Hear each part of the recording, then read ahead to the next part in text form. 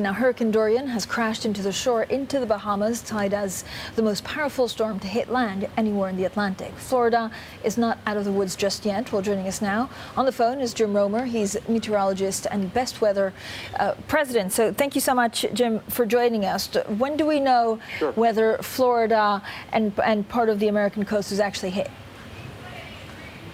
Well, I think it's much more obvious right now. The storm's going to stay right along the Florida coastline. Thank goodness for millions of residents up along the East Coast. But still, there's going to be 20-foot storm surges and winds of upward 120 to 150 miles an hour all the way up to the South Carolina, North Carolina coastline. So I think it's a pretty good bet right now. This is not going to go inland, but hog the coast. Still a lot of severe flooding and life-threatening for people along the coast all the way up to North Carolina. Do we have any idea of how much damage to property, but also infrastructure in the Bahamas we'll see? I'm still trying to get some reports right now. We haven't heard of any deaths, thank goodness. This is the most powerful hurricane ever to hit the Bahamas and be in the Atlantic. This shows you, in my personal opinion, the effects of global warming. This is the fourth Category 5 hurricane, actually the fifth in 4 years.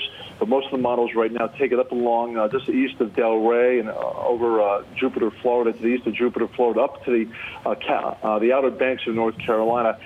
My goodness, if this went about 50 miles further west, it would be just absolutely devastating infrastructure and causing just a lot of damage. There's still going to be some, but it could be a lot worse, obviously, to went inland.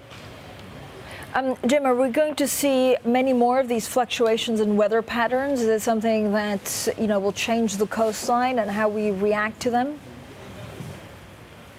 Well, building codes have certainly changed over the last, 10 to 15 years. I mean, 2004, Florida, which is a sunshine state, of course, became known, unfortunately, as the plywood state.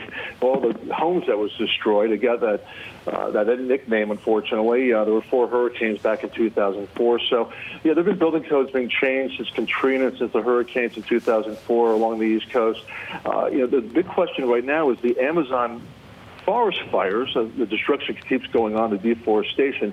Could that bring enough dust and carbon monoxide into the Atlantic and Gulf that possibly could weaken the hurricane season going forward this summer, this fall? That is a possibility. We're keeping our fingers crossed that perhaps this is one of the worst hurricanes of the season. We're not out of the woods yet. It's only September. But the Amazon rainforest could actually have some reduction in the effects of hurricanes for the next 2 months.